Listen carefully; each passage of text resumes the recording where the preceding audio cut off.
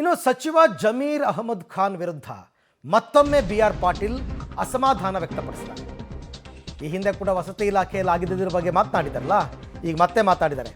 ಸುರ್ಜೇವಾಲಾ ನನ್ನ ಕೆಲಸಕ್ಕೆ ಶಹಬಾಷ್ಗಿರಿ ಕೊಟ್ಟಿದ್ದಾರೆ ಅಂತ ಜಮೀರ್ ಹೇಳಿದ್ರಲ್ಲ, ಬಿಡ್ರಿ ಜಮೀರ್ ಯಾವ ದೊಡ್ಡ ಮನುಷ್ಯ ಅಂತ BR ಪಾಟೀಲ್ ಮತ್ತೊಮ್ಮೆ ಜಮೀರ್ ಬಗ್ಗೆ ಪ್ರಶ್ನೆ ಕೇಳ್ತಾ ಇದ್ದಂತೆ BR ಪಾಟೀಲ್ ಅವರು ಆಕ್ರೋಶ ವ್ಯಕ್ತಪಡಿಸಿದ್ದಾರೆ. ಆ್ಯಕ್ಚುಲಿ ಫಸ್ಟು ವಸತಿ ಇಲಾಖೆಯಲ್ಲಿ ಮನೆಗಳನ್ನ ಕೊಡೋದಕ್ಕೆ ದುಡ್ಡು ಕೊಡಬೇಕು ಅನ್ನೋ ಆರೋಪವನ್ನು ಮಾಡಿದ್ದು ಕೂಡ BR ಪಾಟೀಲ್ ಅವರೇ.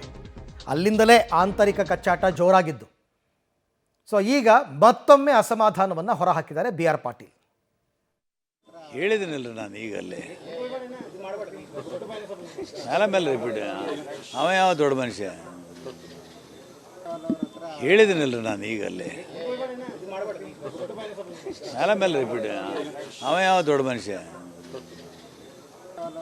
ಹೇಳಿದ್ದೀನಿಲ್ಲ ನಾನು ಈಗಲ್ಲೇ